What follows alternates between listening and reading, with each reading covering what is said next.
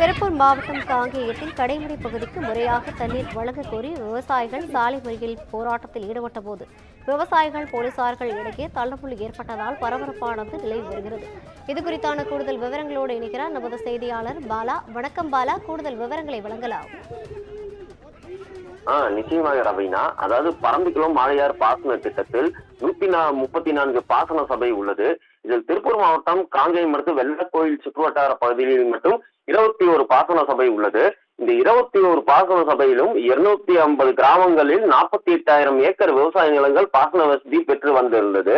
இந்த நிலையில் இந்த கிராமங்கள் அனைத்தும் கடைமடையாக உள்ளதால் திறந்து விடப்படும் தண்ணீர் அனைத்தும் வழியிலேயே திருடப்படுகிறது.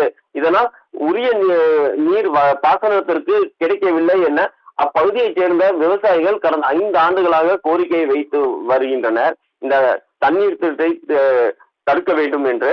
இந்த நிலையில் இன்று காங்கேயம் மறுத்து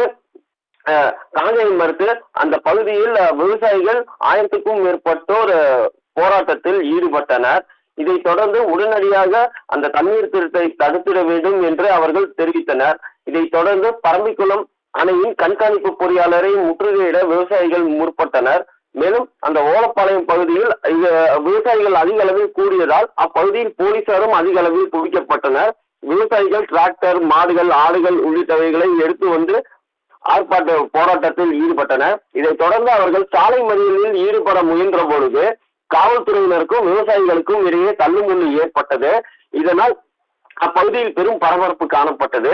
மேலும் அந்த போலீசார் கயிர்கள் மற்றும் தடுப்புகள் அமைத்து தடுத்தனர். இருந்த போதிலும் விவசாயிகள் அவர்களை தள்ளி சாலை மறியலில் ஈடுபட முயன்றனர். இதைத் தொடர்ந்து காங்கேயம் கரூர் சாலை பகவதிபாளையம் பிரிவு அருகே பெரும் போக்குவரத்து நெரிசல் ஏற்பட்டது.